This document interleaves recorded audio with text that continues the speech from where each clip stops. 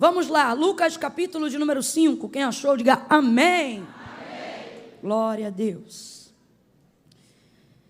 Diz assim o texto: apertando a multidão para ouvir a palavra de Deus, estava ele junto ao lago de Genezaré, e viu 2 barcos. Quantos barcos, igreja? 2. Quantos? 2 barcos à beira da praia do lago. Mas os pescadores, havendo desembarcado, lavavam as redes. Entrando então em um dos barcos, que era o de Simão, pediu-lhe que o afastasse um pouco da praia, e assentando-se, ensinava do barco a toda a multidão. Quando acabou de falar, disse a Simão: faze-te ao mar alto e lançai as vossas redes para pescar.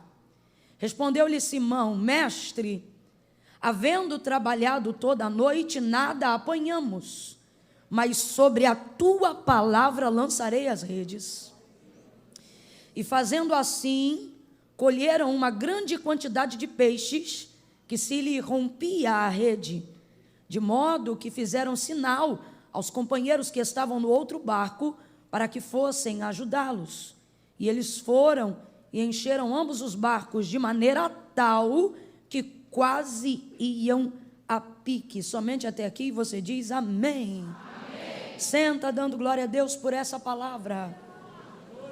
Oh, aleluia. Glória a Jesus. Aleluia. Eu vou contar de 1 a 3. Quando eu disser 3, você vai liberar sobre a vida da pessoa que está ao seu lado uma palavra que determina o rumo profético daquilo que Deus tem nos confiado como verdade para essa noite. Quando eu disser 3, você vai olhar para alguém e numa impostação de voz de caráter imperativo, você vai dizer à pessoa que está ao seu lado desse jeito: puxa essa rede.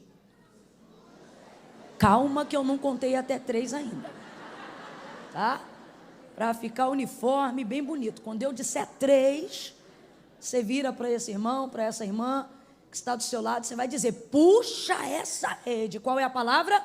Puxa essa rede. É 1, é 2, é 3. Libera para ele ou para ela. Puxa essa rede. Sacode o vizinho do outro lado e diz: puxa. Puxa essa rede. Oh, aleluia. Aleluia. Oh, glória a Jesus. Não é tempo de soltar, não é tempo de temer. A palavra do Senhor diz que aquele que põe a mão no arado e retrocede não é digno. Agora que você começou, você vai terminar. Oh, glória. A narrativa do texto que nós acabamos de fazer menção vai falar sobre a pesca maravilhosa, né? Pedro vem de uma noite fracassada, uma noite frustrante, porque você tem uma coisa frustrante para um pescador, é dedicar-se para pescar. E olha que Pedro fez isso durante um longo período de tempo, de 6 a 8 horas, quem sabe, no mínimo 4, no máximo 8, dedicando-se a isso na noite anterior, a manhã que antecedia o seu primeiro encontro com Jesus. Eles ainda não se conheciam e, sobretudo, Pedro ainda não sabia que Jesus era o Cristo, o Filho do Deus vivo. Nesse encontro, vem Jesus, chegando-se à beira da praia do lago de Genezaré, e uma multidão o acompanhava, porque Lucas capítulo 4 diz que a sua fama já percorria todas as comunidades vizinhas a Jerusalém. Lucas capítulo 5 diz que a fama de Jesus começava a se espalhar sobremaneira, e Lucas capítulo 7 atesta então definitivamente o quão Jesus estava conhecido. E por que você está falando isso, Camila? Porque, para que você entenda por que Jesus naquela manhã já caminha tão cedo acompanhado por uma multidão que estava ao seu redor. Uma multidão que o credibiliza, uma multidão que quer ouvir o que ele tem a dizer. Então veja bem, vamos supor que eu chego aqui nessa noite e ao invés de vir só eu e a pastora Raquel, de repente ao chegar aqui, eu venho acompanhada de uma multidão. Antes mesmo de saber o que a multidão está fazendo aqui, você vai procurar saber por que segue, né? Por que está atrás? Essa multidão está aí por quê, né? Quando tem um engarrafamento, todo mundo quer saber se é acidente ou o que foi. Aí quando você vai chegando perto da pista, às vezes é um guaxinim, seja lá o que for, criou um engarrafamento incrível. E aí você reclama no meio do caminho, dizendo, não é brincadeira não, agora você vê, não era nada na estrada, mas todo mundo passando para ver o guaxinim, aí você para e passa também. E olha, devagarinho, e promove o engarrafamento. Porque a multidão, ela traz peso, ela traz crédito. Eu só quero que você entenda qual é a configuração do que está acontecendo naquela manhã. Quando Jesus vem chegando acompanhado por uma multidão à margem de uma praia, eu imagino os pescadores parando imediatamente de fazer aquilo que eles estavam fazendo para acompanhar que movimento era aquele. E quem estava trazendo aquele movimento na beira da praia logo cedo era Jesus. Mas Pedro ainda não sabe o que é Jesus. Nisso ele vem chegando. E o texto diz que eles estavam lavando as redes depois dessa pesca na noite anterior, aonde não haviam pegado nada, absolutamente nada. Vem então Jesus chegando e vai pedir um dos barcos que já estão ancorados à margem da praia, e ocasiona-se então de ser o barco de Simão. Mas o texto é muito claro, de acordo com o que nós vimos aqui. Quando Jesus chega à margem daquela praia, o texto é claro, Jesus não viu só o barco de Pedro. O texto diz que chegando Jesus à beira do lago, ele viu dois barcos. Aquela manhã, meus irmãos, você sabe disso. Aquela manhã vai ser marcada por um milagre extraordinário. Aquela manhã será marcada por prosperidade, por honra. Naquela manhã, Deus, em Cristo Jesus, vai manifestar uma ação miraculosa. Oh, aleluia! Vai ter peixe para todo dia. Vai ter peixe para mais de um tempo. Vai ter peixe para comer agora, comer mais tarde, comer depois e no final do mês. Tudo na jogada de uma rede só. É um milagre maravilhoso. Só que esse milagre não está baseado na frustração de Pedro. A motivação desse milagre não está baseada na necessidade dos pescadores.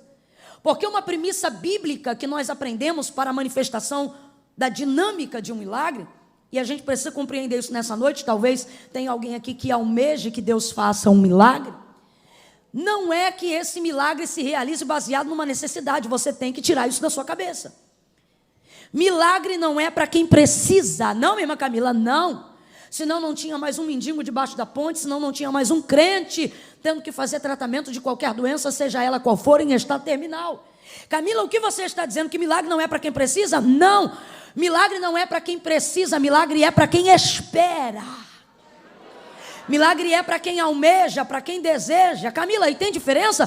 Tem diferença. Você pode achar que Deus tem a obrigação de fazer um milagre na vida de alguém, simplesmente porque você gosta dessa pessoa e acha que se Deus é maravilhoso e tem o poder de tudo, então Ele tem que resolver a vida da pessoa em questão. Ora, mas por quê? Porque ela precisa, uai. Só que Deus não se move apenas baseado numa necessidade. Inclusive, a gente tem que desmistificar esse entendimento equivocado que a gente foi produzindo ao longo dos anos, achando que é uma verdade bíblica só porque está sendo uma palavra repetida. E uma verdade não passa a ser verdade só porque ela é repetida muitas vezes.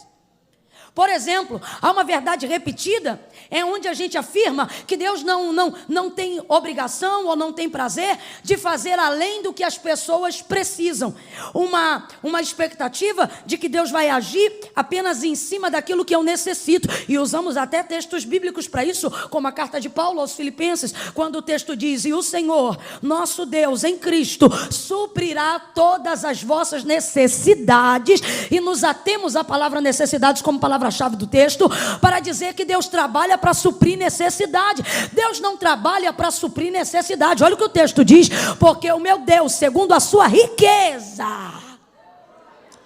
suprirá todas as vossas necessidades. Aí ele diz como? Ele diz: suprirá todas as vossas necessidades em glória por Cristo Jesus. Camila, o que o texto está dizendo? Ora, interprete o texto. O que o texto está dizendo não é que Deus vai suprir suas necessidades de acordo com as suas necessidades. O que o texto está dizendo é que Deus vai suprir as suas necessidades de acordo com as riquezas dele. Deus vai suprir suas necessidades de acordo com a glória dele. Não, você não entendeu. O que Deus está dizendo é: eu não te dou só o que você precisa. Por quê? Porque você não tem mais dívida do que eu tenho poder.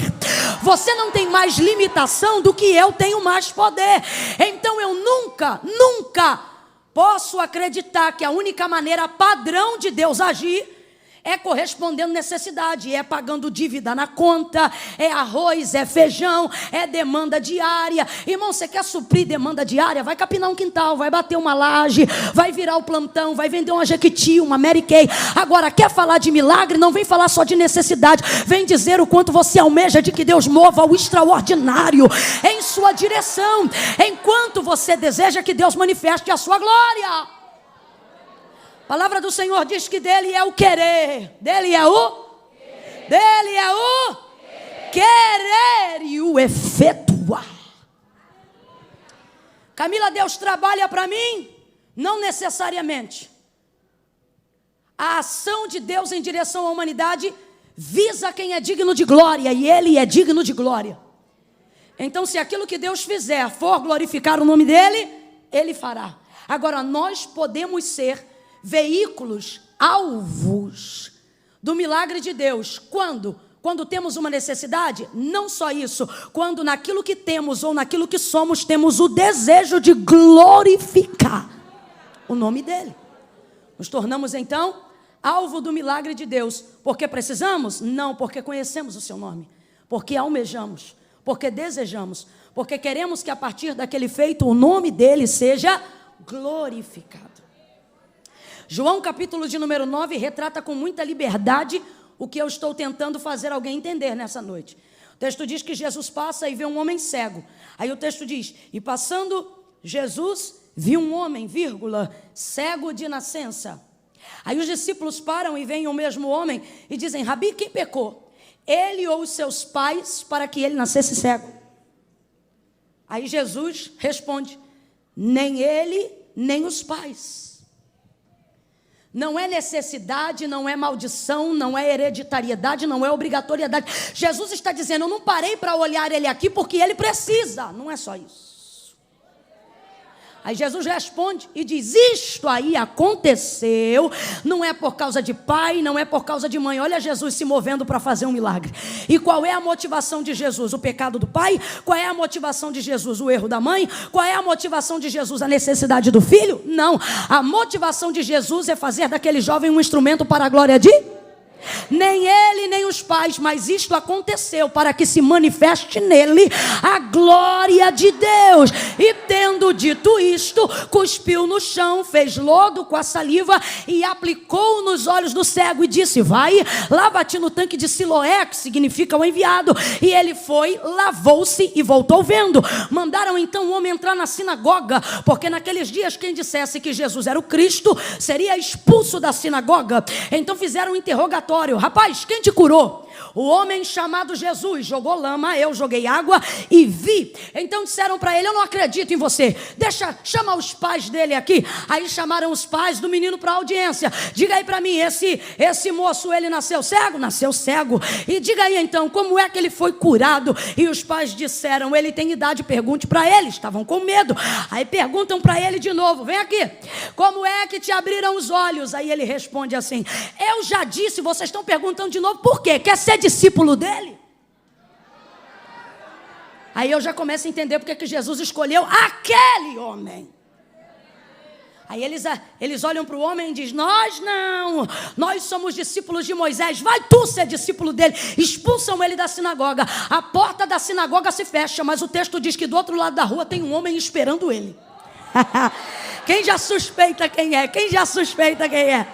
A gente fica preocupado, né? Quando vive algumas experiências com Deus, algumas portas antigas se fecham. Mas eu não estou nem aí para a porta que se fechou, sabe por quê?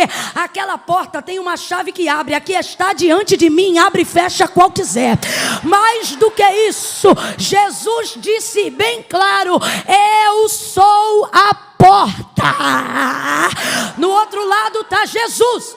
Mas o homem era cego quando foi tocado por Jesus. Então o homem não identifica que quem está diante dele é o mesmo homem que lhe fez milagre. Aí Jesus olha para ele e diz assim: homem, tu crê que o homem que te curou é o Filho do Deus vivo? Aí o cego diz: como crerei se não sei quem é? Aí Jesus diz: sou eu que falo contigo. Ele diz: creio. Mas assim tão rápido não. Eu vivi uma experiência contigo. Tão rápido não. O Senhor fez na minha vida o que tratamento nenhum fez. Tão rápido não. Eu nunca vi e hoje eu estou vendo. Eu sei o que é céu, eu sei o que é sol, eu sei o que é luz. Eu vi o rosto do meu pai, eu vi o rosto da minha mãe. Eu não estou dizendo que ele disse isso. Eu estou dizendo que a experiência que ele teve com Cristo fez ele diante da sinagoga dizer: o homem chamado Jesus. Para quem ele deu a glória? Vamos lá, gente. Para quem ele deu a glória? Para quem ele deu a honra? Para quem ele entregou a fé que ele passou a ter? E os príncipes da sinagoga dizendo: fala qual é o nome dele. Ou então dizendo: foi Deus que te curou. Ou como nós, discípulos de Moisés. E ele está dizendo: meu irmão, não tem para Moisés, não tem para ninguém. O nome do homem que me curou é Jesus Cristo. E serve a ele e crê nele. Então diga para mim: este milagre foi para a glória de Deus, sim ou não? Sim ou não? Não é necessidade que provoca milagre. Você precisa entender isso hoje para começar a viver milagre. Para parar de fazer oração apelativa, desesperada. Para parar de barganhar com Deus e achar que teu jejum vai colocar ele na parede. Jejum não me dá poder para obrigar Deus a me dizer sim quando Ele está disposto a liberar um não. Jejum não é sobre o que Deus quer fazer, jejum é sobre o quanto eu posso suportar. Jejum é para me preparar para a resposta que Deus dará, não sabendo ela ainda qual será. É para a glória. Eu quero que você entenda que o milagre da pesca maravilhosa não foi movido por uma necessidade, foi movido por uma coisa que eu chamo de visão panorâmica. O que é uma visão panorâmica? É uma visão ampliada ou amplificada. Tem gente aqui que tem um celular um pouco mais moderno e deve ter essa opção lá embaixo, foto panorâmica. Os primeiros celulares que começaram a desenvolver essa tecnologia te davam uma visão de pelo menos 180 graus através da foto panorâmica. Você pegava assim o celular devagarinho e ia virando, e uma setinha indicando para você. E aí você ia virando, até uma hora que preenchia a tela e você entendia que ele não podia mais ir.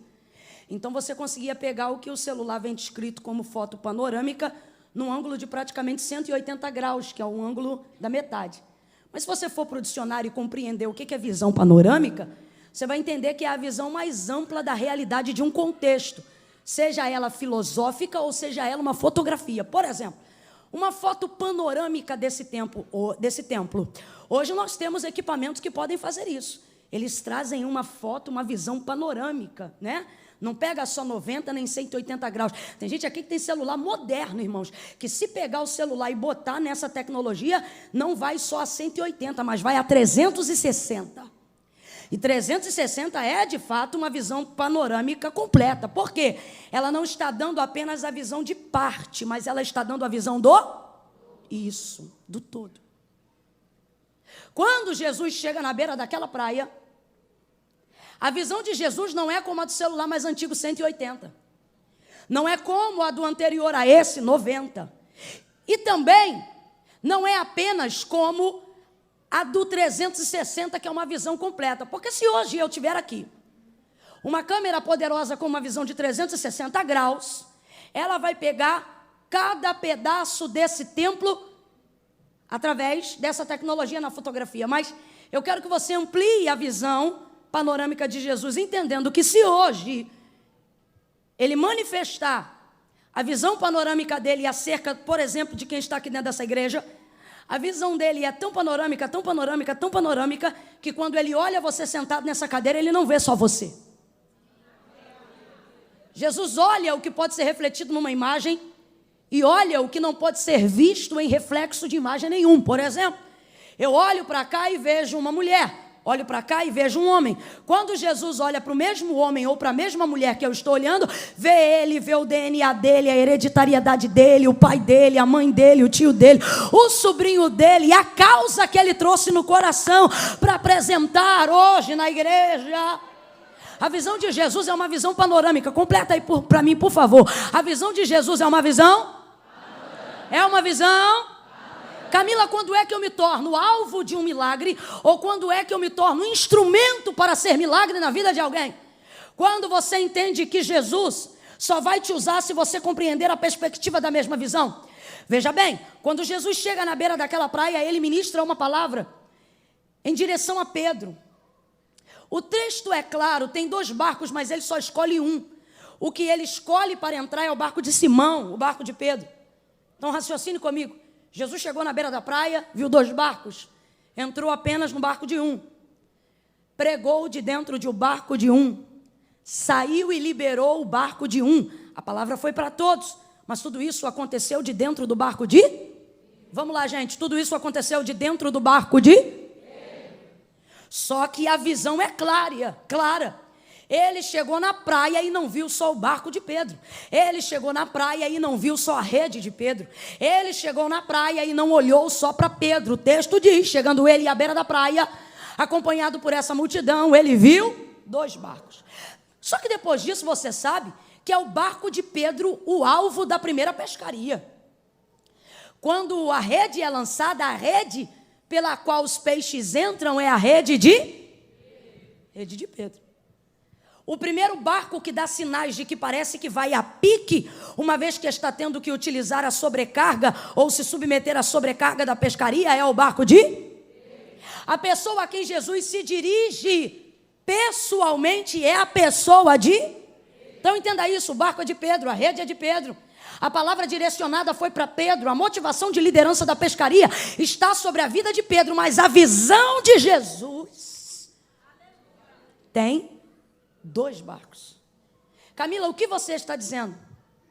Pedro se torna instrumento do que Deus vai realizar. E por que isso acontece? Porque me parece que Pedro tem uma visão similar à de Jesus e a gente vê isso no final do contexto, aonde nós lemos. Quando o barco começa a virar e ele chama os companheiros. Uma visão panorâmica para compreender aquilo que Deus quer fazer. Olhando para isso, o Espírito Santo tem dito para mim e eu digo para vocês. Quando Jesus entra no barco de Pedro, Jesus não vê só o barco de Pedro. Quando Jesus entra no barco de Pedro, ele vê o que fazendo por Pedro, Pedro poderá fazer pelos outros. Então veja bem, quando Jesus entra na minha vida, ele não olha só para a minha vida. Quando Jesus entra na minha vida, quando Jesus enche a minha vida, quando Jesus abençoa a minha vida, quando Jesus libera uma palavra sobre a minha vida, ele não está olhando só o que pode fazer por mim, mas ele está olhando o que fazendo por mim eu poderei fazer pelos outros. É isso que Jesus está olhando. Então essa é a segunda dinâmica do milagre. Compreender de que maneira eu posso ser útil para que Deus manifeste a visão de reino, para que Deus manifeste a visão panorâmica que ele teve quando chegou na praia. Camila, eu não entendi, vai entender agora. Deus me trouxe aqui nessa noite de domingo para te dizer que quando ele olha para você, ele não vê só você, ele vê suas causas, ele vê seu pai, ele vê sua mãe, ele vê a sua família, ele vê as suas necessidades. Ah, Camila, mas quem vem na igreja sou eu. O barco é teu, mas o peixe será de todo mundo, porque Jesus está vendo além. Jesus está olhando com uma visão. Quem lembra, gente? Jesus está olhando com uma visão. Para ter milagre, a gente tem que sair dessa visão egocentrista. Para ter milagre, a gente tem que sair dessas orações egoístas. Orações que só falam sobre a gente. Trabalhos que só manifestam a nossa vocação. Quantas igrejas às vezes eu vou, irmãos, e discernindo pelo Espírito, eu tenho que orar repreendendo toda a vaidade, porque aí eu percebo que o evento não foi feito para abençoar o povo, foi feito para ostentar com um campo rival, para poder dizer eu trouxe fulano, eu trouxe Beltrano. Quantos lugares a gente chega e percebe que a visão é egocentrista, não é panorâmica, e é por isso que fica seco, é por isso que não tem peixe, é por isso que não tem milagre. Pega na mão de quem está do teu lado aí agora, pega com vontade e diga: mas com a gente não é assim. Olha para ela, olha para ele e diz: o barco é seu, o barco é meu. Diga: a rede é sua, a rede é minha. Olha para ele ou para ela e diz: mas o peixe é nosso. Isso não é sobre a gente, isso é sobre o poder de Deus. Isso não é sobre a gente, isso é sobre o que Deus quer fazer. Jesus vai escolher o barco que está disposto a ser instrumento para que a obra dele seja feita. Entrou no barco de Pedro, mas não estava olhando só para o barco de Pedro. Quando Jesus te dá uma voz, Jesus não está olhando para o timbre da tua voz. Jesus está vendo de que maneira pode usar a tua voz para abençoar a vida de outras pessoas. Quando Jesus te dá uma igreja, Jesus não está vendo de que maneira a sua igreja pode ficar bonita. Jesus está vendo de que maneira você pode ocupar aquele lugar, permitindo com que pessoas de todo tipo tenham acesso a ele para conhecer a palavra de Deus.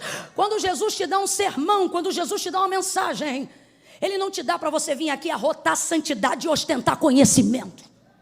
Quando Jesus te confia uma palavra, ele quer saber o quanto aquela palavra pode alcançar o maior número de corações e de pessoas que estiverem naquele recinto. Jesus está dizendo: quando você sair dessa visão provinciana, quando você parar de olhar só para o seu umbigo, quando as suas orações pararem de ser somente individuais, quando você se envolver com a obra missionária, quando você lembrar o sobrenome da tua família, quando você se lembrar dos seus parentes, quando você vier de corpo para o culto, mas na boca trouxer o nome do teu marido, o nome do teu filho, o nome da tua casa, o Senhor está dizendo: vai ser do teu barco que eu vou fazer sobejar, vai ser através da sua vida que eu vou trazer abundância e o nome do Senhor será glorificado. Terceira dinâmica para que haja milagre. Terceira. Jesus, de dentro do barco, olha para Pedro e diz: voltai ao mar alto e lançai as vossas redes para pescar. Desce do barco. Pedro olha para ele e diz: havendo trabalhado toda a noite, nada apanhamos, mas sobre a tua palavra nós lançaremos a rede. Ele já havia feito o que Jesus estava mandando ele fazer. Mas naquele momento, Pedro vai ter uma expectativa nova, uma motivação nova, para fazer uma coisa antiga, uma coisa que ele já tinha feito, um método que ele já tinha usado. Sabe por que isso aconteceu? Porque quando Jesus chegou na beira daquela praia, chegou acompanhado de uma multidão. E, irmãos, eu não estou falando nem de Camila e nem do Zé, eu estou falando de Jesus. É o verbo vivo feito em carne pregando. Ah, não, você não deve saber quem é ele, não. O povo caminhava 8 quilômetros, 12 quilômetros, a pé. Não queria nem saber se tinha comida, marmita ou transporte para voltar. E eu imagino o povo caminhando naquele caminho e alguém dizendo: você é louco, você vai para onde, você não tem dinheiro. Não interessa, eu vou ouvir Jesus. E todo mundo sabe o poder e a graça e a virtude para manifestar milagres. E quando ele não manifestava um milagre executando poder direto, manifestava na libertação da própria mente. Manifestava trazendo o quebrantamento de mentes cauterizadas pelo farisaísmo, pela religiosidade da época. Então todas as pessoas queriam ouvir Jesus. Gente, meu Deus, você imagina se nesse culto hoje, ao invés de alguém dizer assim: a oportunidade está com a irmã Camila, alguém dissesse: olha gente, o verbo vivo se fez carne, veio no culto hoje e vai pregar. Eu já ia dizer: traz o soro para esse culto e a maca, porque eu vou sair como? Desidratada, arrebatada de tanta glória de Deus. Então, é Jesus que está pregando. Não tem como você ouvir Jesus e não ter uma nova visão. Não tem como você ouvir Jesus e não ter uma nova expectativa. Não tem como você ouvir Jesus e não gerar alguma coisa nova. Eu não estou dizendo que todas as pessoas que ouvem Ele são libertas imediatamente, mas eu estou dizendo que ouvir Jesus gera uma nova expectativa na gente. Terceira dinâmica para o milagre. Eu já disse, milagre não é para quem precisa, é para quem espera. Milagre não é para quem precisa, é para quem? Para quem espera, para quem deseja. Nós queremos ver milagres, mas não geramos expectativa nos lugares que Jesus está. Queremos ver milagres, mas não geramos expectativa em cima da sua palavra. Queremos ver milagres, mas não geramos expectativa no congresso, não geramos expectativa para o culto, e há até quem pense que é pecado gerar expectativa para aquilo que Deus pode fazer.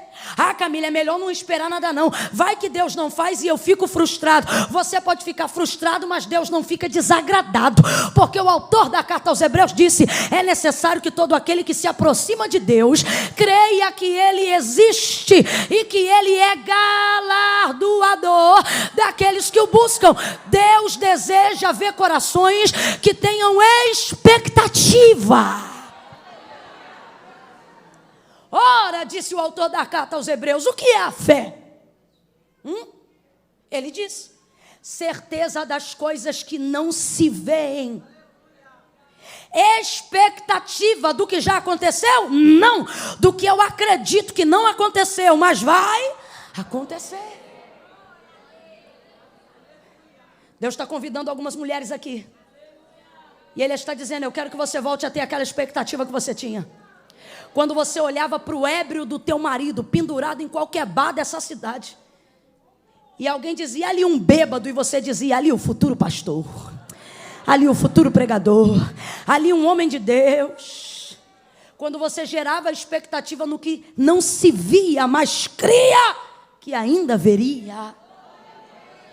Deus está com saudade aqui de alguns pais que olhavam para os seus filhos, não importa onde eles estivessem envolvidos, e geravam uma expectativa. Alguém olhava e dizia: ali um drogado, e você olhava e dizia: ali um pregador da palavra. Nós precisamos desenvolver a expectativa naquilo que desejamos que Deus faça. Ah, Camila, e por que eu parei de desenvolver a expectativa? Porque eu não quero ser frustrado. Então, por medo de não acontecer o que eu não espero, eu prefiro não esperar mais nada.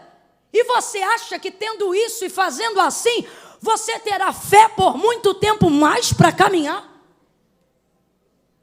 Será que você não está percebendo que seu coração está embrutecendo? Que a sua mente está ficando cauterizada? Você está achando o quê? Que a data da idade de crente que você tem na tua carteirinha te respalda a receber milagre? Aonde está a expectativa? De quem ora porque acredita. De quem não para aqui de orar porque crê. Expectativa. Ah, irmãos, tudo que eu vivo hoje é resultado de expectativa que eu coloquei em Deus. Hoje eu seguro um microfone, mas durante alguns anos da minha vida, no lugar do microfone eu tinha um controle remoto de televisão. E aí eu pregava usando o controle remoto de televisão. Como assim, irmã Camila? Na sala da minha casa. Eu segurava o controle remoto de televisão e ali eu pregava. E pregava para quem, Camila? Para a almofada 01, para a almofada 02. E botava a Lauriette e Damares para cantar. Quando eu terminava de pregar, aí eu soltava com o controle do rádio o playback não, o CD de uma das cantoras. E eu dizia, enquanto o povo vinha aqui na frente aceitar Jesus, isso segurando o controle remoto da televisão, eu dizia: canta, Damares. Aí Damares cantava.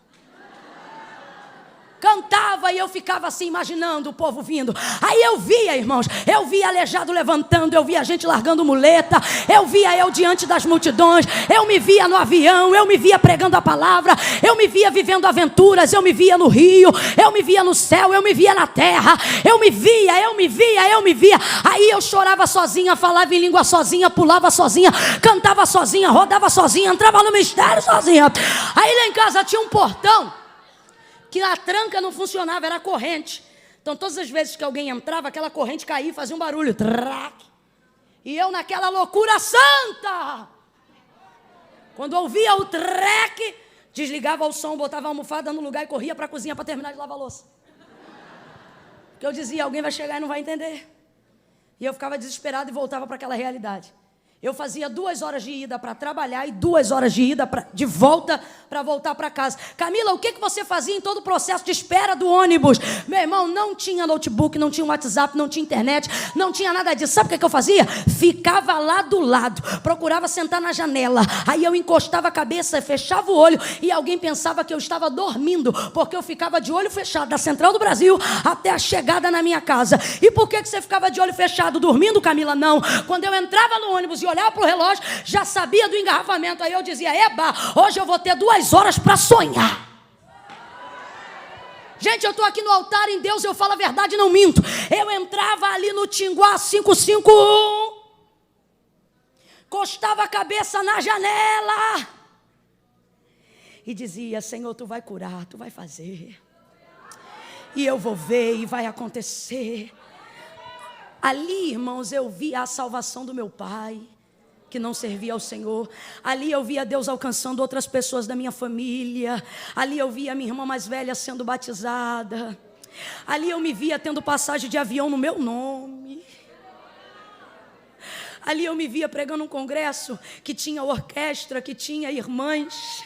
Ali eu me via pregando num congresso, numa igreja que tinha galeria, que tinha nave, que tinha telão embaixo.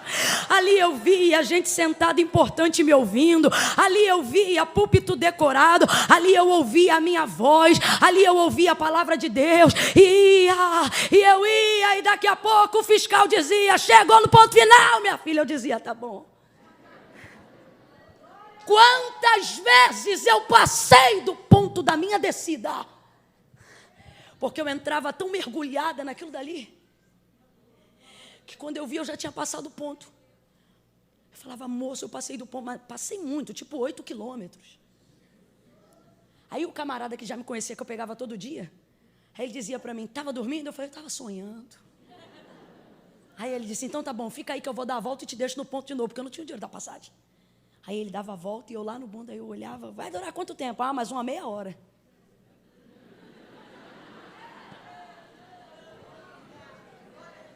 Você diz, Camila, você é uma besta. Olha a besta aqui.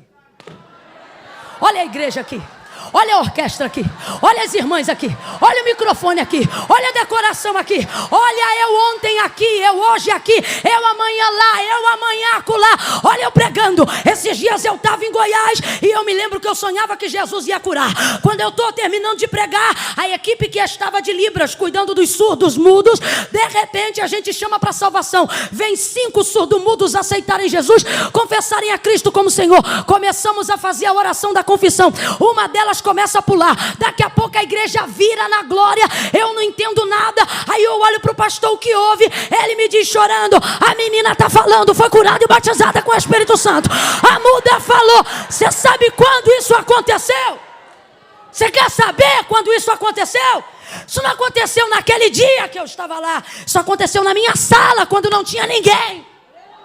Foi lá que aconteceu. Quando eu via mudos falando e dizendo, Jesus, tu vai fazer, porque tu tem poder. Aí alguém olha pra gente e diz assim, Deus escolheu fulano, como se Deus olhasse filhos preferidos e gostasse do cabelo, da cor da pele e dissesse, é porque é bonito, é porque fala bem. Deus está dizendo, não, é porque sonhou, é porque esperou, é porque chamou meu nome, é porque acreditou. Pega na mão de alguém aí agora, pega na mão de alguém aí agora, olha para essa pessoa e diz, lembra? Diga para ela, lembra? Agora olha para mim. Lembra quando você se imaginava com a carteira de habilitação? Lembra? Olha para ela e diz, lembra? Lembra? Lembra quando você se imaginava dirigindo o carro pela cidade de Blumenau? Lembra? Lembra? Lembra? Lembra quando você acreditava que ia ser um grande empresário no ramo alimentício? Lembra? Lembra? Lembra? Lembra quando você sonhava com a família que hoje você tem? O Senhor está dizendo para alguém, lembra? Lembra quando você acreditava que eu podia tirar o crack da veia do seu filho? Lembra? Lembra quando eu disse que ia libertar o cachaceiro do teu marido? Lembra quando você via ele de terno e gravata? Lembra quando você dobrava o joelho aqui e dizia, qualquer domingo desse ele vai entrar pelas portas e vai aceitar Jesus? Lembra? Deus trouxe alguém aqui para dizer, por que você parou? Pega na mão de alguém aí e diz, lembra? Lembra? Lembra? Quero trazer à memória aquilo que me dá esperança. Olha Jesus renovando a tua esperança. Olha Jesus renovando a tua visão. Ei, Canamassuri.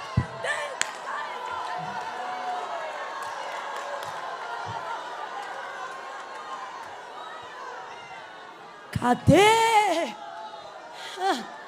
Cadê a expectativa daquele homem que queria pregar o evangelho?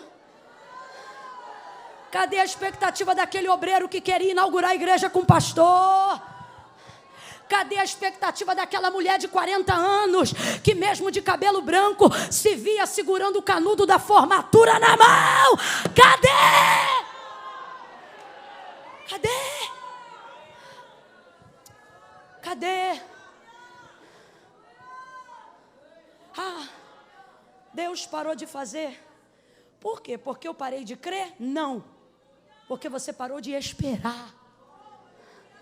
Parou de desejar. Lembra quando você tinha hora para dobrar o joelho? Lembra? Lembra quando você tinha hora para orar e falar com Deus? Lembra? Lembra, tinha dia que Ele não vinha naquele peso de glória e de presença. Mas no outro dia você encontrava do mesmo jeito. Porque você sabia, qualquer hora dessa Ele vem de novo. Você esperava. O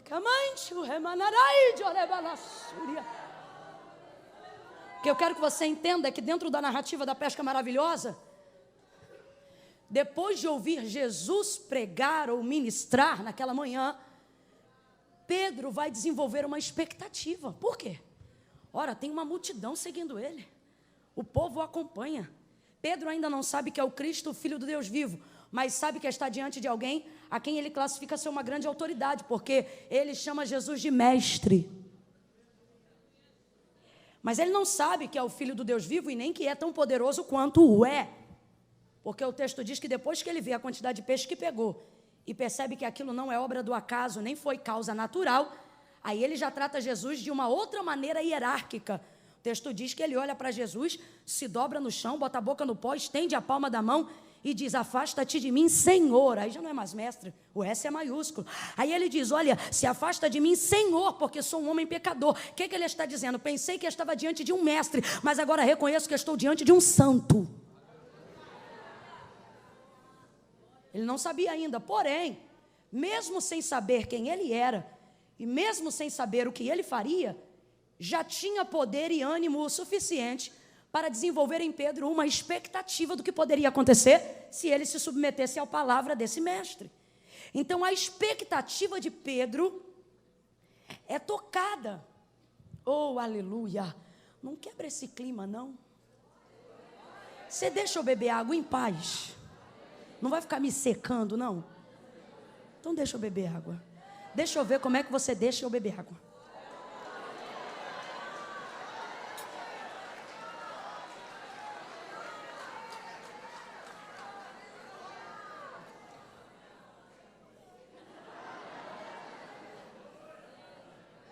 Pedro vai gerar uma expectativa. E olha, eu quero deixar isso claro. Ele ainda não sabe tudo o que ele é, ele ainda não sabe diante de quem ele está, mas essa expectativa vai ser gerada. E a gente que está aqui nessa noite está na mesma condição de Pedro. A gente não vem por um congresso como esse, ou numa noite de domingo como essa, porque não crê. A gente vem porque crê. E não é porque A, B ou C vai pregar ou vai cantar. A gente vem porque tem certeza de que a palavra de Jesus tem o poder de nortear, de dar uma decisão, de colocar uma vírgula ou um ponto, dependendo da situação ou da circunstância que alguém aqui esteja vivendo. Tem gente aqui que protelou a decisão que tinha que tomar essa semana de coisas que tinha que fazer. Alguém ligou e falou: ei, fulano, você vai assinar ou não vai assinar? E disse: calma aí, semana que vem eu te respondo, pensando o seguinte: primeiro eu vou para a igreja, dependendo do que Deus falar, né? Aí eu dou a resposta para fulano ou para Beltrano. Por quê? Porque você gera uma expectativa de que na palavra de Jesus vai determinar o final do seu dia, ou a sua vida, ou o seu mês, ou a sua semana, ou o seu ano. A gente cria essa expectativa. Não, eu vou lá porque vou ouvir Jesus, porque ele vai falar. Agora veja bem, você aumenta a expectativa quando você vem de uma noite fracassada. Você ouvir Jesus depois de uma traição, depois de uma falência, depois de um luto, depois de uma decepção, depois de uma tristeza, depois de uma tentativa frustrada, isso tende a aumentar a sua expectativa. Em que sentido? Você pode não querer ir para o shopping, pode não querer ir para o cinema, você pode não querer jogar bola, você pode não querer comer muito ou não comer de menos, mas quando a gente leva para esse lado, Deus tem, Deus pode, Deus é, Jesus faz, você canaliza a sua expectativa para ali. Ainda mais quando você precisa de uma ação sobrenatural. Agora veja bem, Pedro não sabe que Jesus pode fazer tudo o que ele faz, mas sabe que está diante de alguém que tem algum respaldo para mandar ele fazer o que ele está fazendo, porque tem uma multidão que está dando ali crédito para ele, então alguma coisa esse homem tem. Ele gera expectativa. Agora imagine quem está nessa noite aqui no congresso. Gente que sabe o que Jesus pode. Gente... O Jesus que mandou Pedro lançar a rede no mar, para a gente que está aqui e já conhece ele, se ele dissesse assim, joga na areia, quem conhece Jesus aqui titubeava, duvidava, era na hora, joga na areia. Ao invés de jogar a rede no mar, a gente ia jogar na areia e ia dar peixe. Daqui a 10 anos a ciência ia ter que dar um jeito de explicar isso. Porque a gente sabe o que ele faz. Você sabia que Jesus olhou para um paralítico que jazia 38 anos na mesma condição e disse para ele, levanta, toma a tua cama e anda, e o homem levantou na hora. Você sabia disso? Quem sabe disso, diga eu. Você sabia que Jesus parou um cortejo fúnebre de uma mulher que era viúva e que agora estava enterrando o filho único? Passou na frente da caravana do cortejo fúnebre, pegou a mão dele, tocou no esquife, porque não podia tocar no morto, e ele tem tanto poder que o esquife ganhou vida para passar vida para o menino. O menino levantou e o texto diz que ele devolveu o menino à sua mãe. Oi, não entendi, vai entender. O menino levantou, como assim? Estava morto? E levantou. Você sabia que Jesus levanta os mortos? Para quem acha que o defunto estava fresco, então vamos para Lázaro. Ele chega 4 dias depois na aldeia de Betânia. Vai aonde estava sepultado seu amigo Lázaro. E como diz um amigo meu, teve que chamar Lázaro primeiro, para depois dizer sai para fora. Porque ele tem tanto poder, que se ele disser vem para fora, vinha todo mundo de uma vez só. Lázaro! Alguém entendeu? Lázaro! Vem para fora! Eu imagino a voz de Jesus entrando no limbo da morte e dizendo, ecoando lá dentro, Lázaro! E os outros ouvindo e pensando, como é que vai ser? É só ele, vem para fora! Sai, Lázaro! Da morte salta para a vida, fora da sepultura. Você sabia que é esse o Jesus que você serve? Você sabia que esse é o Deus que você conhece? Gerando expectativa no poder desse Deus, a gente acredita que Ele pode fazer qualquer coisa, inclusive o que a gente não imagina, Ele pode também.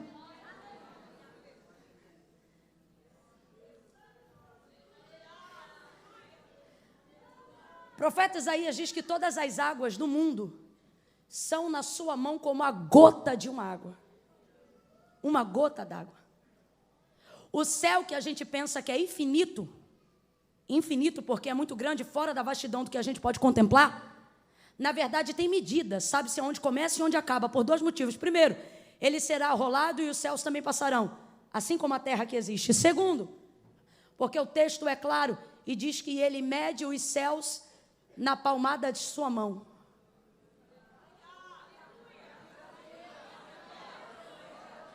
O texto diz que do tronco para cima ele é tão alto que o universo não pode contê-lo e nem o firmamento limitá-lo. O firmamento é o céu.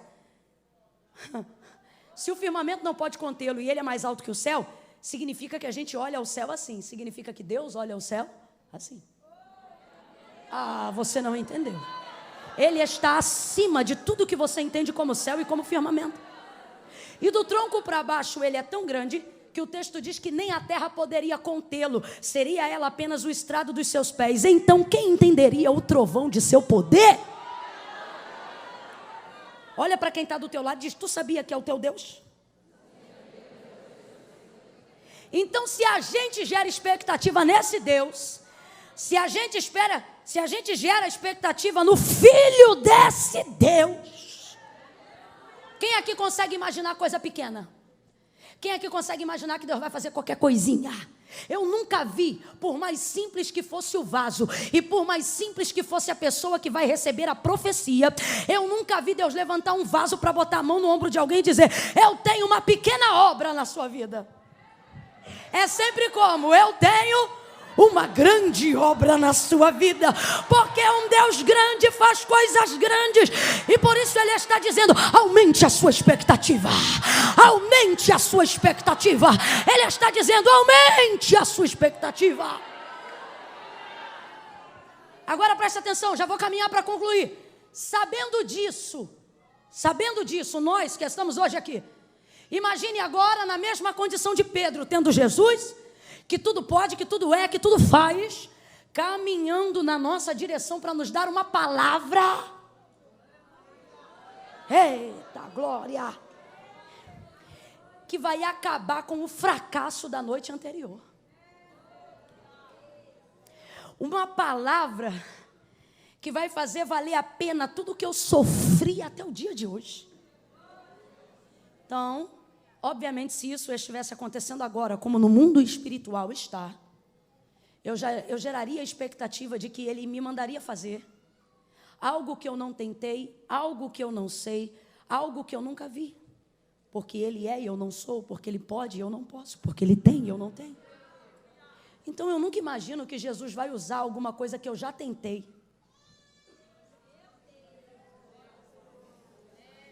Não. Principalmente se aquilo que eu venho tentando não vem dando certo.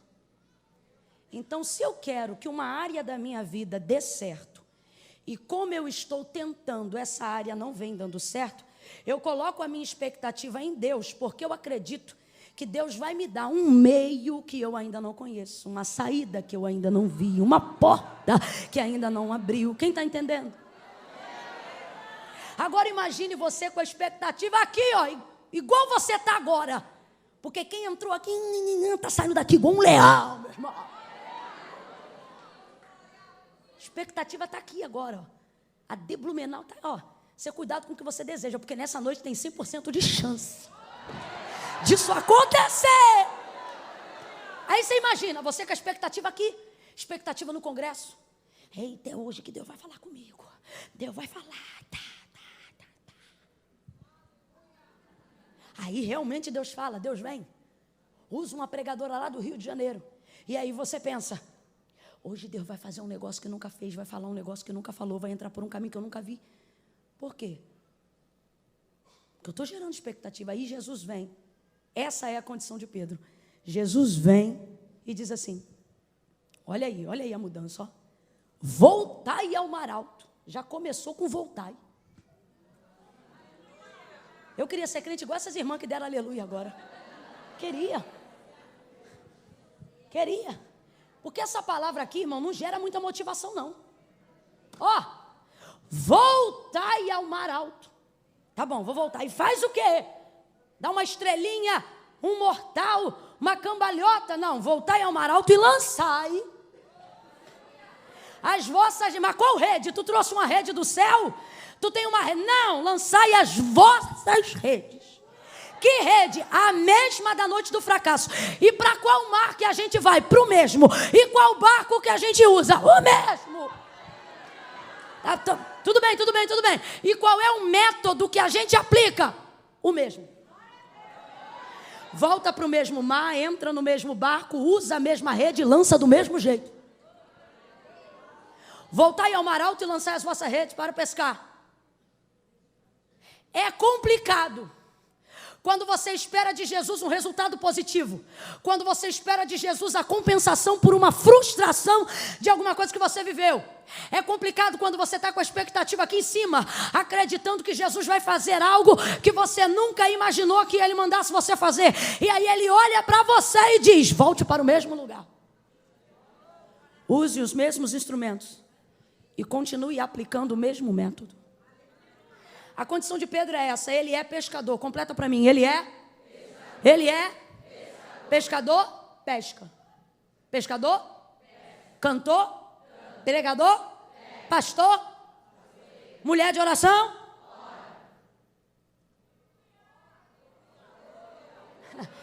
Jesus não olha para Pedro, olhe para mim, por favor.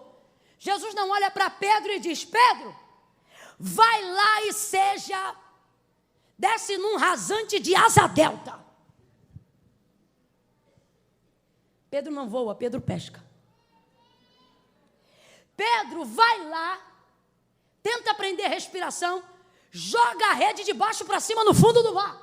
Pedro não é mergulhador, Pedro é pescador. Esperamos que Deus, no nosso caso, Pedro não fez isso e por isso ele foi escolhido para que nós aprendamos com ele.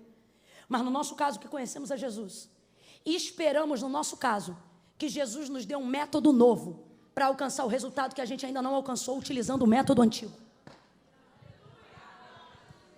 Viemos para um culto como esse e queremos ouvir uma palavra que nunca ouvimos. Queremos ter uma direção que ninguém nunca deu. E por que a gente fica agoniado dessa maneira? Porque a gente acha que a coisa está dando errado porque a gente está fazendo do jeito errado. Aí Jesus me trouxe hoje aqui para dizer para você: não é porque está dando errado que significa que você está fazendo do jeito. Nem tudo que dá certo está sendo feito do jeito certo.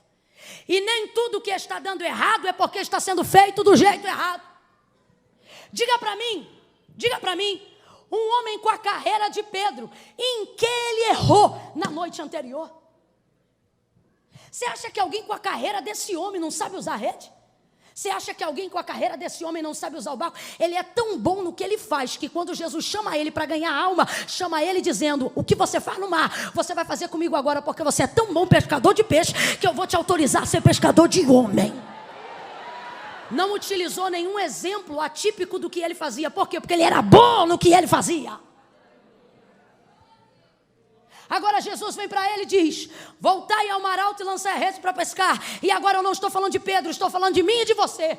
Porque Pedro obedeceu. E tem gente aqui que ainda não viveu o milagre. Quarta dinâmica do milagre.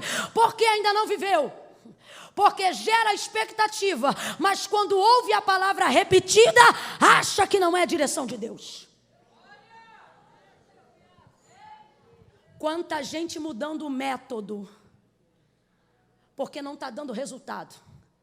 Ah, porque eu já estou orando há tanto tempo, Jesus não respondeu. Aí para de orar, cabeção. Deixa eu falar um negócio com todo carinho para você, meu irmão. Oração não salva ninguém. O que salva é Jesus. Só tem um que salva. Agora, se oração é um intermédio, é um instrumento pelo qual ele usa para salvar, pode não ter salvado hoje, mas eu vou continuar orando. Porque a qualquer hora dessa, essa rede vai pescar alguém pela palavra de Deus. Então presta atenção. Eu não posso mudar um método que é autorizado, aprovado, orientado, porque ele não está dando certo no momento que eu esperava. Por que tem tantas igrejas que abrem hoje e não sustentam nem 3 anos? Normalmente essas igrejas querem viver na efusão do sobrenatural toda hora. Elas vivem sobre a expectativa de que tem que ter arrebatamento todo culto, que tem que ter profecia todo culto, que tem que ter manto todo culto, tem que ter visão, revelação todo culto, poder todo culto, e ninguém aguenta isso, meu irmão. Aí você diz: ah, mas a igreja primitiva, ela viveu o Pentecoste, ela falou em outras línguas. Vai ver depois de quanto tempo. O texto não diz que eles se reuniam para falar em línguas, o texto diz que eles se reuniam para orar. Todo dia eles oravam, todo dia eles buscavam a Deus, metodicamente, devocionalmente, racionalmente, linearmente. Só que nós estamos vivendo a geração do ativismo religioso, ativismo espiritual, ativismo da fé. Eu oro agora, eu quero agora, eu falo agora, eu quero agora. Você está achando que a vida é computador? descobre as senhas, conhece as programações e vai aplicando. Veja isso, Jesus manda Pedro voltar para o mesmo mar, usar o mesmo barco e aplicar o mesmo método de pesca, lançando a rede, só que agora ele tem uma palavra. Aleluia. Mas eu quero que você entenda esse raciocínio, porque isso aqui é uma visão que Deus está nos dando para esta noite. O método é o mesmo. Completa isso para mim que eu quero que você grave. O método é? O método é? Olha para mim. Deus não mudou o método que Pedro usava para alterar o resultado que ele tinha. O método é o mesmo, mas o resultado foi diferente. Por causa da obediência de Pedro à palavra de Jesus, na aplicação do mesmo método que Jesus usou, que Jesus mandou, ele vai colher um resultado diferente. Deus está dizendo categoricamente para alguém aqui: não mude o método que eu te dei para manipular o resultado que você quer. Continue fazendo a oração que eu te ensinei. Continue pregando do jeito que eu mandei.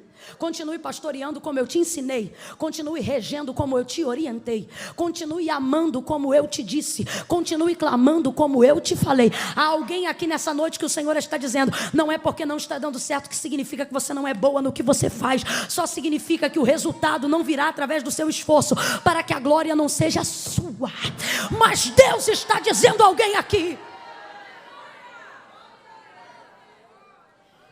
eu não preciso mudar o método para que o resultado seja alterado.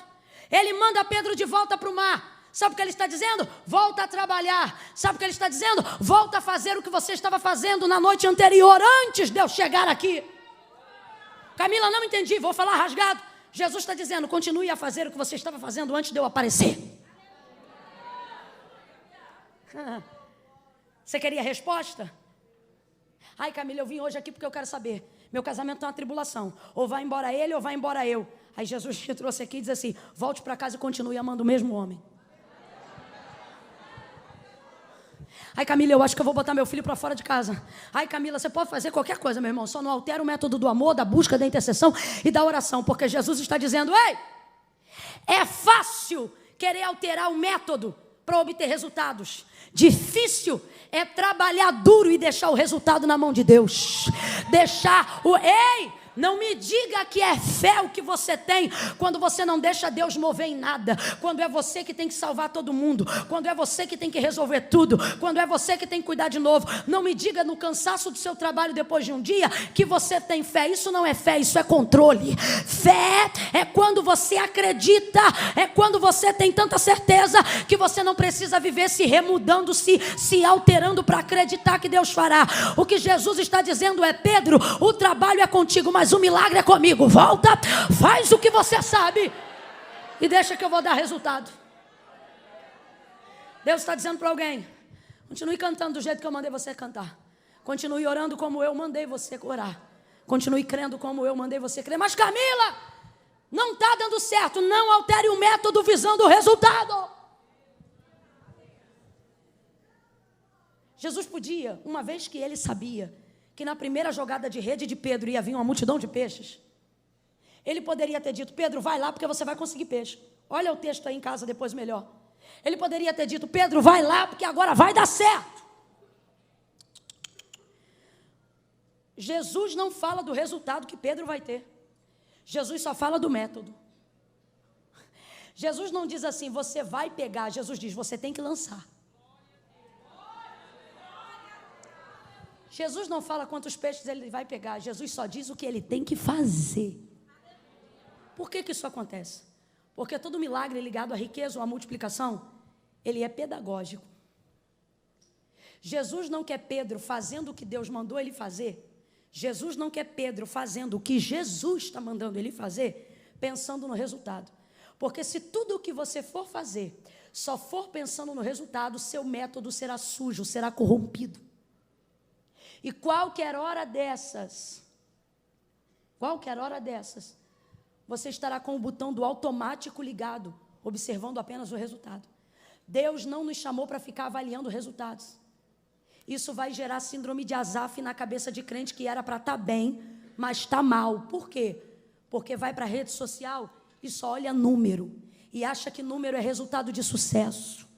E aí fica pirado das ideias, dizendo como é que pode, é prostituto e está enriquecendo, é corrupto e está ficando tudo bem, é assim, é assado e a vida dele cresce, é assim, assado e fulano prospera. Aí você fica igual Asaf, volta para a casa de Deus perturbado, dizendo porque o ímpio prospera em seu caminho, e eu tendo uma vida de santidade não estou conseguindo romper áreas e limitações da minha vida, sendo crente, sendo santo, vindo para a igreja. Quantas pessoas afligidas nesta noite pela síndrome de Asaf. Aí eu vou parar de fazer do jeito certo, fulano faz do jeito errado e dá certo, estou eu fazendo do jeito certo e dá errado. Eu vou parar de ter vida de santidade, o outro tem 3 mulheres e está tudo tranquilo, agora eu estou aqui orando para Jesus salvar a minha, e parece que cada dia está ficando pior, porque você só está olhando para resultado.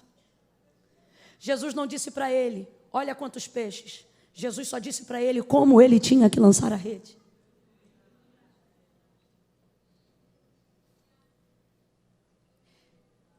Quanta gente pervertendo o método, a direção de Deus, porque está obcecado por um resultado. Olhe para cá porque eu vou falar na Bíblia. Nem tudo que está dando certo significa que está sendo feito do jeito certo. Eu tenho temor de falar dele, mas para mim ele é o exemplo perfeito do que eu vou aplicar agora. Moisés era amigo íntimo de Deus. Completa para mim, amigo? Mas nem a intimidade que Moisés tem com Deus dá a ele autonomia para mudar o método de Deus. O texto diz que nesta ocasião que eu vou falar agora, Moisés já era o homem mais manso da terra. Mas o povo de dura cerviz estava no deserto, rebelde, e como não tinham água para beber, movidos pela sede e pela escassez, começaram a querer espraguejar Moisés e murmurar naquele deserto porque não tinham água. E eles diziam, no Nilo a gente podia tomar banho e se quisesse morrer afogado de tanta água. Agora para que tu nos trouxe a esse deserto se aqui nos falta uma cuia d'água? Nós vamos morrer de sede aqui? Não tinha no Egito sepultura o suficiente para que nós fôssemos enterrados lá? Agora os nossos cadáveres serão estendidos nesse deserto, tudo porque nos falta um pouco de água. Eles atribulam Moisés a tal modo que Moisés vai em direção a Deus, buscar de Deus um método, buscar de Deus uma direção. Chega Moisés diante de Deus e Deus orienta Moisés, Deus dá uma direção, Deus dá um método. Deus diz assim, Moisés, há aqui neste lugar uma rocha. Olha a direção que Deus está dando. Vai lá e fala a rocha. Qual é o método, gente? Nisso que Moisés recebe a direção, nisso que Moisés recebe a palavra, vai ele voltando para fazer o que Deus mandou, vai ele voltando com a direção que Deus deu, vai ele voltando com a resposta que ele tem. Quando ele está voltando, o povo continua falando, não tinha água no Egito, para que tu nos trouxeste a esse deserto? E pererei, começaram a tribular, a angustiar. Aí ele estava com um cajado na mão, para não dar na cabeça de um, deu 2 vezes na rocha. Pá, pá. Qual foi a direção de Deus? Mas porque foi pressionado no caminho.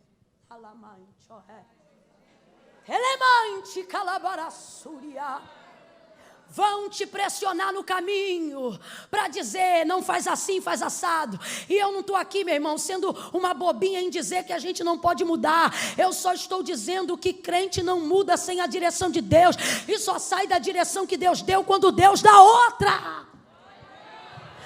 Não tem pai, não tem mãe, não tem mulher, não tem ninguém que pode fazer um crente que recebeu de Deus uma direção, mudar a direção. Deus me chamou desse jeito e Ele disse assim para mim, eu te uso assim. Até que Ele decida me usar de outra maneira. Porque pode acontecer. A experiência da maturidade, a maturidade desenvolve crescimento. Ele preserva a essência, mas pode mudar alguma coisa. Mas até que isso aconteça, eu prego assim. Escute aí. Se alguém ligar para lá e quiser marcar uma data comigo, eu vou ver os parâmetros tudo direitinho, chego na igreja. Isso nunca me aconteceu, mas já aconteceu com um amigo meu. Se eu chegar lá e disser, a gente te chamou aqui, mas aqui você não pode fazer isso, não pode fazer aquilo, você não pode dizer isso, você não pode dizer assim, você não pode tocar nesse assunto. Meu irmão, se não for nada ligado à salvação de ninguém, e eu estiver sendo retida por protocolo eclesiástico de quem me conheceu e me chamou sabendo quem eu sou, eu agradeço a oportunidade, pego o primeiro voo de volta e vou-me embora. Por quê? Porque a pressão da sociedade, a pressão da multidão, a pressão de seja lá quem for, não é maior do que o Deus que te garantiu no método que te deu. Não é maior do que a sustentabilidade que Deus te dá na maneira como Ele te chamou. Moisés feriu a rocha porque foi pressionado, atribulado pelo povo que ali estava. Agora vamos lá, para a gente concluir. O resultado deu certo ou não deu? A rocha deu água ou não deu? Água potável para beber, sim ou não? O povo ficou satisfeito, sim ou não? Todo mundo foi saciado, amém? O resultado deu certo. Mas o método foi? Deus diz, Moisés, vem cá.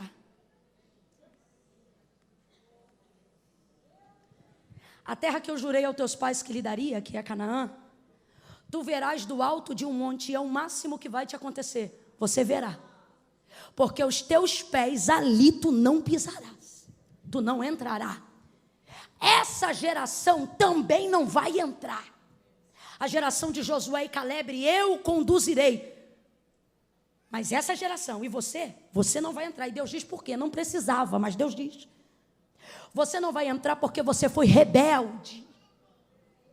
A minha palavra, eu disse, fala a rocha. E você feriu a rocha. Então entenda a lógica do milagre. Entenda por que tem coisa que está dando certo, mas está sendo feito do jeito errado. O resultado deu certo, sim ou não? Mas o método foi? Agora eu te pergunto, sabendo quem foi Moisés, eu te pergunto, valeu a pena alterar o método para obter o resultado? Deus está dizendo para alguém, lá no mundo eles dizem, os fins justificam os meios, pois aqui Deus está dizendo, eu quero saber como é que está teu meio para eu determinar o teu fim. É o teu meio que vai determinar o que eu vou fazer. Então não tem esse negócio, meu irmão, de mexer no método para alterar resultado. E Deus trouxe a gente hoje aqui para motivar a nossa fé a dar continuidade a métodos que Deus deu, não importa o quão antigos eles sejam. Até que Deus deu uma nova direção, vamos ficar na direção que Deus deu. Não vamos alterar método nenhum, observando o resultado. Porque é nessa de só querer olhar resultado que quem foi chamado para ser pregador se torna um rato. Como assim? É gente que não vem mais porque Deus traz, é gente que vem porque tem que levar oferta para pagar a conta de luz. A motivação mudou. Quando você só observa resultado, cantor deixa de ser cantor, adorador deixa de ser adorador, levita deixa de ser levita, e só fica olhando o resultado. É nessa aí que muitos líderes param de olhar as ovelhas como ovelhas e passam a olhá-las como números. Por quê? Porque visando o resultado, já não ligam para ter diligência no método. De qualquer jeito, faz do jeito que dá. É nessa que muitos adoradores se tornam religiosos dos cultos de domingo à noite.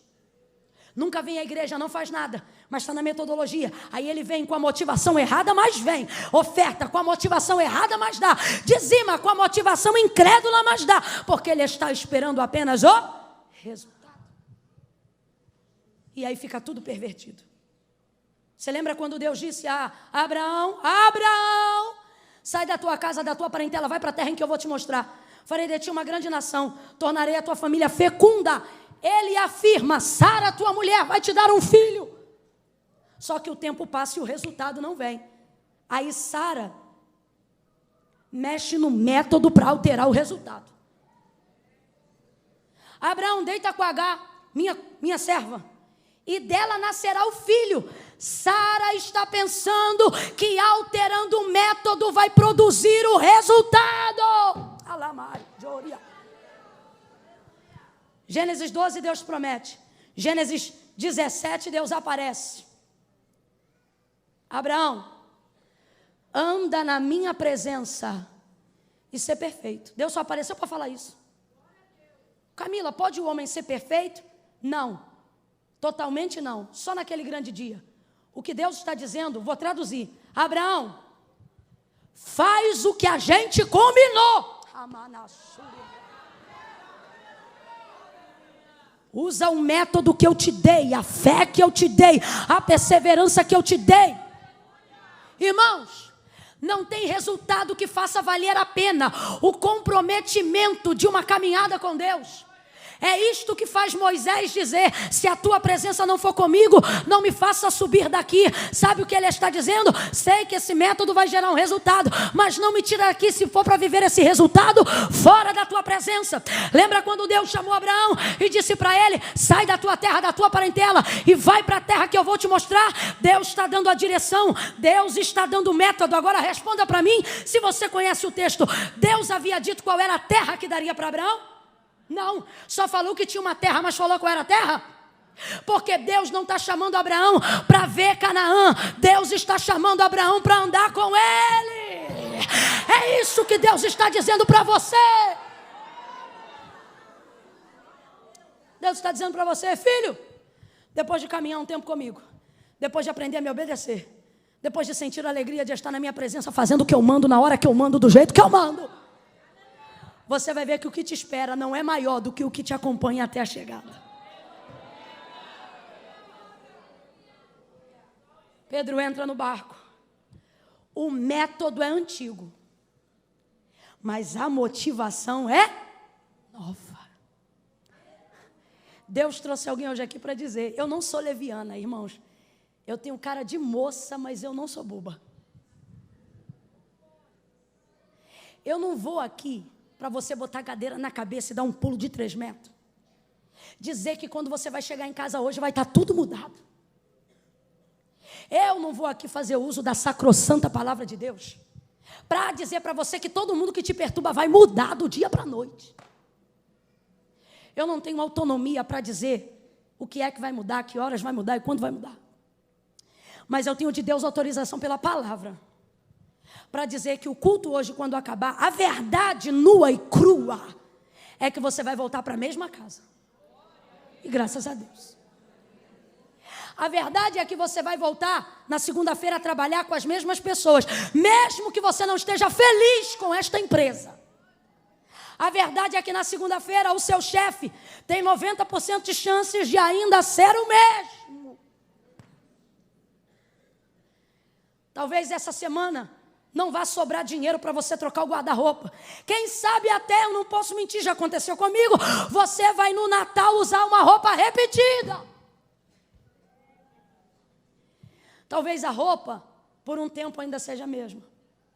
Talvez a empresa ainda seja a mesma, a casa ainda seja a mesma. E o marido, o mesmo. Você diz: Deus, eu queria um casamento novo.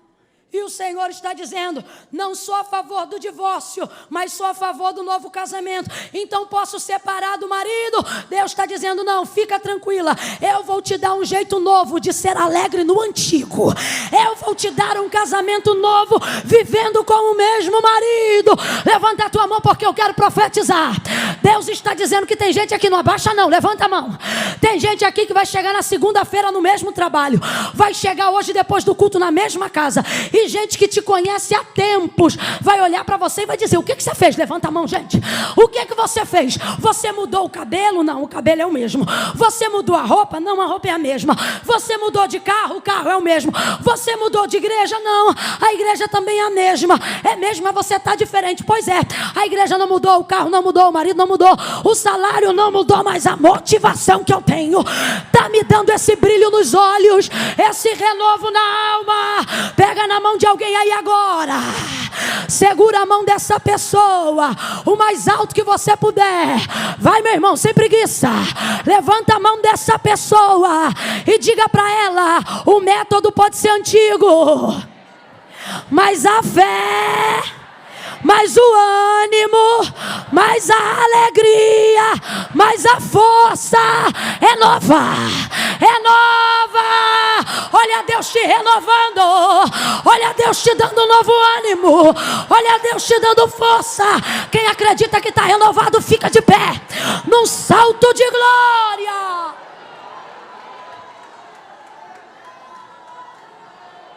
Oh glória.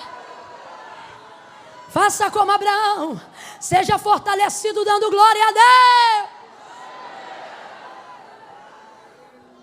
Falei ontem e vou falar hoje. Bota a bolsa na cadeira. Bota a Bíblia na cadeira.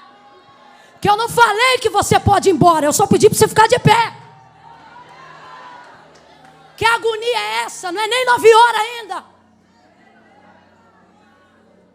Pô, parando com isso. Parou. Camila, mas ninguém foi. É para já não ir. Não ocupe os corredores agora. Porque tem gente aqui desde ontem. Você não veio só hoje não. Você está aqui desde ontem. E ontem não foi o primeiro domingo que você conheceu essa igreja, não. Você já vem aqui alguns domingos. Mas na hora que a gente fala, quem quer vir fazer uma aliança com o Senhor, você se amarra nessa cadeira e diz, eu não preciso, porque Deus está no meu coração. Você não veio ontem, mas tem uma chance de acreditar na palavra e vir hoje. Pedro vai ao mar, porque o método é antigo, mas a motivação é? A motivação é nova. O método é o mesmo. Vai voltar para o mesmo barco, vai lançar a mesma rede. Mas agora ele está debaixo de uma palavra, que nem você. Está debaixo de uma direção. Vai para o mar, aí ele pega a rede e joga a rede. Oh, aleluia.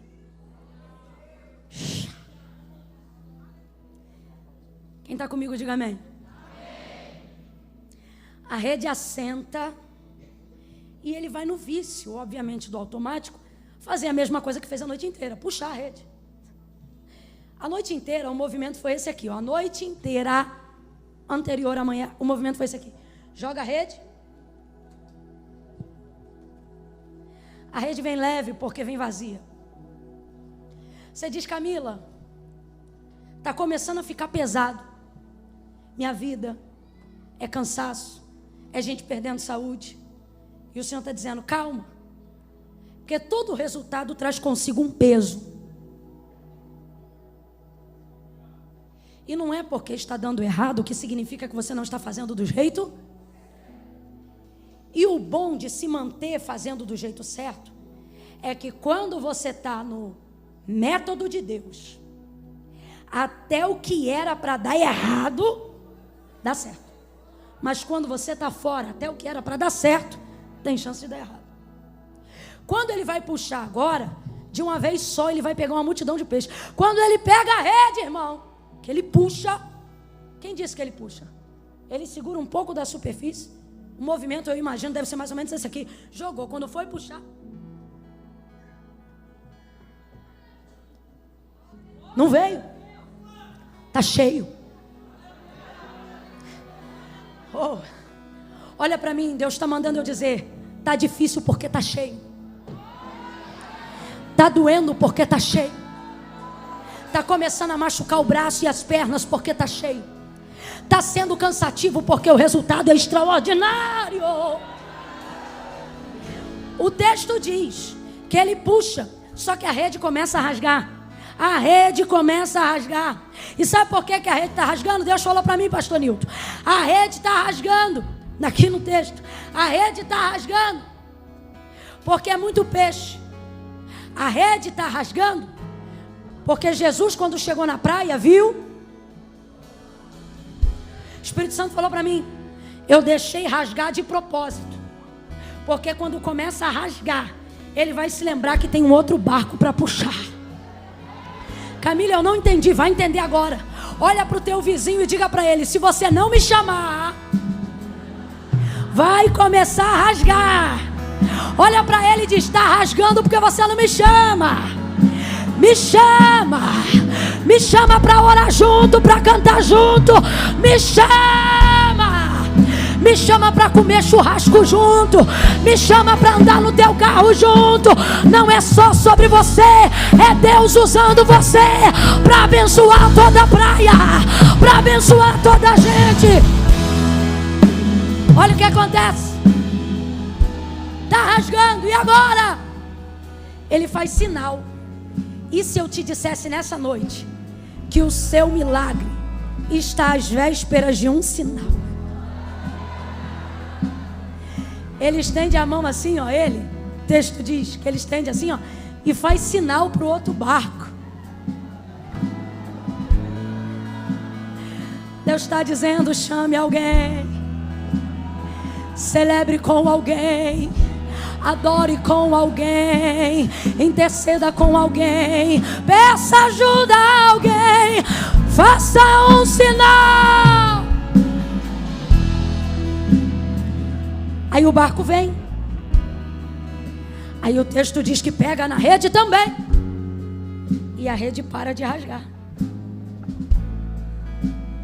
Fala para ela ou para ele assim: você sabe de quem você está sentado aqui do lado? Fala para ela ou para ele assim: a pessoa que Deus colocou para a tua rede parar de rasgar.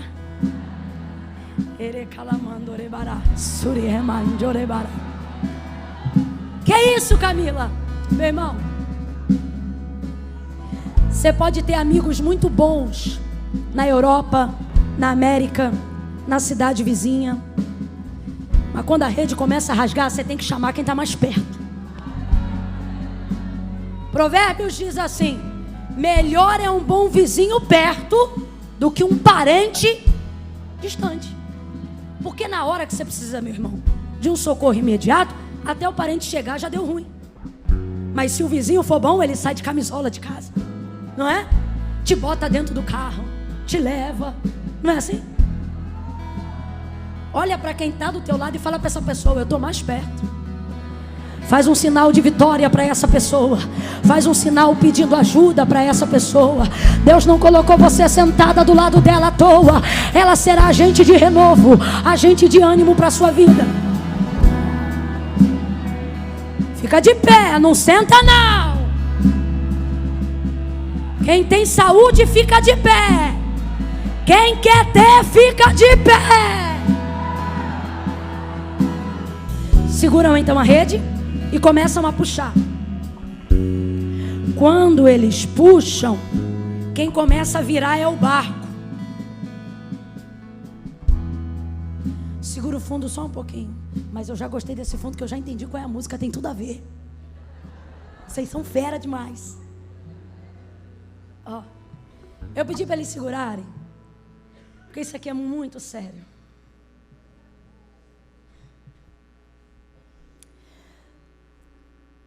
Às vésperas de um grande romper de Deus na sua vida.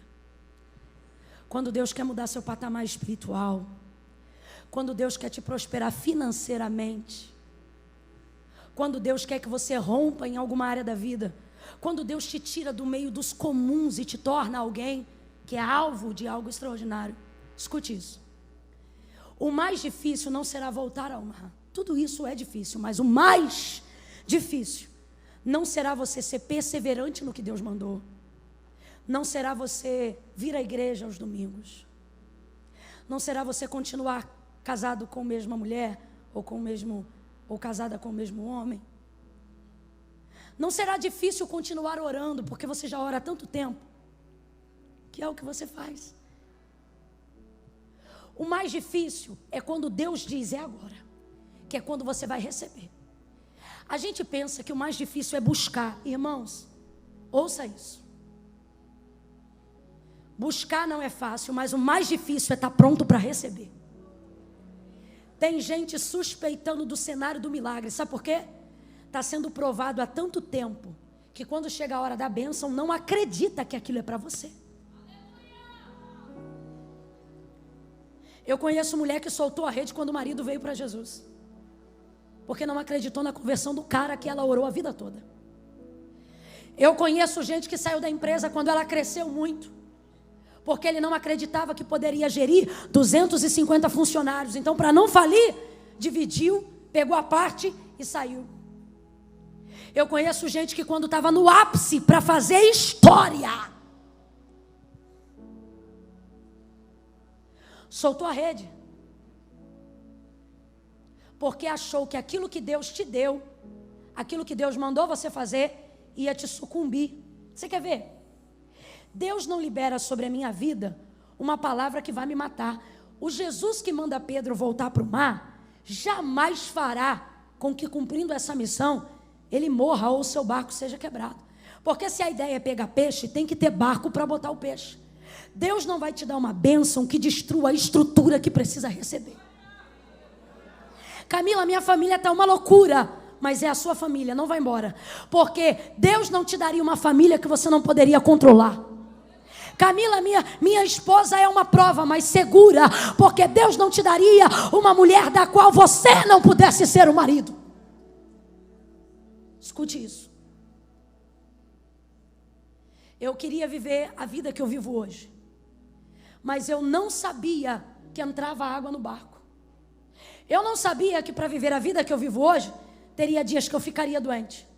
Eu não sabia que para viver a vida que eu vivo hoje, gente que eu nunca vi na minha vida ia falar tão mal de mim assim. Eu não sabia que pessoas seriam retalhadas ao meu redor por consequência do que Deus está fazendo. Eu não sabia que eu perderia pessoas que eu acho que são amigas, não porque elas não choraram comigo, mas porque não tinham graça para sorrir comigo. Sabe o que é isso? É água entrando no barco por segurar a rede. Você acha que um homem como o pastor Newton, para estar na posição que ele está hoje, você acha que não torce a proa? Que não entra água no barco? Você só vê a gente aqui agora. Deus sabe quem a gente é quando o culto acaba. Você acha que para ser crente como você é hoje, em pleno domingo à noite, levando a vida que você leva, porque está bem vestido, porque está bem vestida, ô filho, guarda-roupa veste qualquer um. Só que tem gente aqui que Deus falou comigo, isso é muito sério, que está querendo soltar a rede porque está vendo água entrar no barco, porque está vendo o barco instalando, e a estrutura, sabe qual é a impressão? É melhor soltar a rede, porque senão o barco vai naufragar. E é agora que você tem que mostrar que a fé que você tem é verdadeira, e que a direção que Deus te deu não foi mudada. Porque nessa hora você terá tentado e tentada a dizer: solte a rede, desista do seu sonho, abandone essa empresa, divorcia desse marido. Por quê? Porque está castigando muito segurar. É nessa hora que a vida te tenta e diz: não tenta esse concurso de novo não, você fez direito, mas não faz prova da OAB de novo não, larga isso. Depois de tanto tempo se dedicando ao louvor, às vésperas de gravar um álbum, você tem vontade de soltar e dizer: vai ver, Deus não me chamou para isso. Então Deus brincou com você 10 anos? Claro que não. Deus está dizendo: filho, filha, é agora que você tem que confiar em mim. Deus me trouxe aqui para falar a verdade para você. E a verdade é essa: vai entrar um pouco de água. A verdade é que tem dias que a sua saúde vai ficar debilitada em razão disso. A verdade é que você vai ver a madeira estalando, ameaçando quebrar, ameaçando afundar, mas você tem que continuar acreditando que quem te mandou lançar a rede entrou no teu barco, viu tua estrutura, pregou dali de dentro e não ia te mandar para um lugar para naufragar. Quem acredita, levanta a mão. Tua maternidade não vai naufragar. Tua paternidade não vai naufragar. O ministério que Deus tem contigo não termina naufragado. Oh, Deus está apenas estendendo os seus limites. Porque você nunca chegou num ponto da vida em que ia receber tanto. Quando ele pega, quando o outro barco puxa junto, coloca os peixes dentro do barco e o barco para de entrar água. Camila, foi quase. Diga comigo, quase. Diga quase. Deus está dizendo a alguém: se você aguentar esse quase. Irmãs, olhem para mim. Se vocês aguentarem esse quase. Tem mulher de Deus que está aqui dizendo: Camila, eu acho que eu vou morrer. O Senhor está dizendo: não, é só um quase. Se você aguentar esse quase, meu filho. Camila, minha empresa foi Deus que me deu, mas eu acho que vai quebrar. Deus está dizendo: não, eu vou botar um quase. E você diz: o que é quase? Quase é Deus interrompendo um fim. Quase é Deus dizendo: o final desse ano não termina com tragédia. O final desse ano termina com você sentado ao redor da mesa, comendo, vivendo. O resultado da direção que Deus te deu e da fidelidade que você teve para obedecer incondicionalmente a direção que Deus te deu. Vou contar de 1 a 3. No 3, desce da galeria, vem da nave, e se tiver gente no templo, sobe. Tudo hoje aqui vai culminar para o centro. Quem está em cima desce, quem está embaixo sobe, quem está no meio vem. Quando eu disser 3, Camila, sou de uma igreja aqui perto, essa palavra foi para mim. Posso ir aí na frente receber uma oração? Não. Ai, Camila, mas é que eu estou meio fraco. Está fraco, mas é crente. Ai, Camila, mas eu cheguei aqui meio bangueado. Chegou meio baqueado, mas agora está renovado. Segura a tua marimba aí onde você está. Porque Jesus te trouxe hoje aqui para te dar 2 tapas, te levantar pelo ombro e dizer: não solta essa rede. Mas está doendo, não solta. Mas parece que eu vou morrer. Só parece. Bota um salto, uma cinta, um sorriso no rosto e vem para a conferência. Quando eu disser 3, e hoje de verdade não tem apelo, é convite. É 1, 2, 3. E eu não vou falar 2 vezes igual ontem, vou falar só uma. Quando eu disser 3, vai sair do lugar e vai vir ao altar. Gente aqui que já foi crente. Gente aqui que se diz desviado. Gente aqui ou que já pecou, ou até que esteja em pecado. Gente aqui que nem está em pecado, só está afastado, distraído. E o Senhor está mandando eu dizer para você: não vou tratar com você como quem bebe leitinho. Você conhece o peso de uma rede cheia. Você conhece as ondas de um mar revolto. Só que por algum motivo você soltou, saiu da vontade de Deus. Ou porque machucou, ou porque doeu, ou porque cansou. Não importa o que te fez largar a rede.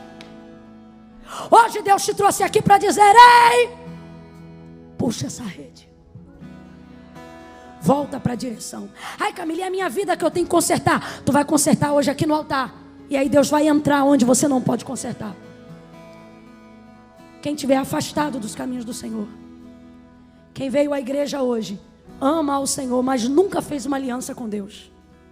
Quem estava aqui ontem e não veio na hora do convite, e hoje Deus te trouxe de novo para dizer: quero te salvar. Vai sair do lugar e vai vir ao altar de Deus. Camila, não precisa ir aí não. Todos são filhos de Deus. Não. A Bíblia diz que só recebe o direito de ser chamado de filho quem confessa a Jesus Cristo. Deus quer resgatar a paternidade dele na vida de algumas pessoas hoje aqui. Mas tem que haver confissão. Camila, tem que ir aí? Tem que. É noite de concerto. Ele não vai te julgar, mas Ele vai te dar uma oportunidade. Ele vai te ajudar. Faz um sinal para Ele ao vir aqui na frente, porque eu tenho certeza que Ele vai usar alguém para te ajudar a puxar a rede. Eu conto 1. Eu queria que a igreja levantasse a mão direita para o céu. Se está vindo para Cristo, pode vir, filha. E começasse a orar agora. Coral, começa a orar agora. Começa a orar agora. Começa a orar agora. Jesus, todo mundo que soltou a rede, Senhor, traz hoje. Começa a orar sobre a palavra. Pede o Senhor para trazer quem Ele precisa dar uma expectativa nova, que se afastou. 2,5, Camila, eu estou afastado. Camila, minha vida está um rolo, o que eu faço? Vem você, a pipa e o cerol.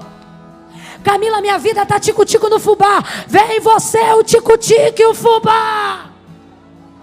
Mas não solta a rede. Quem está afastado vai voltar hoje. Quem veio ontem não precisa vir hoje aqui na frente, está salvo. Agora quem está hoje aqui sabe, Camila, sou eu. Deus me deu um método, mas eu não aguentei.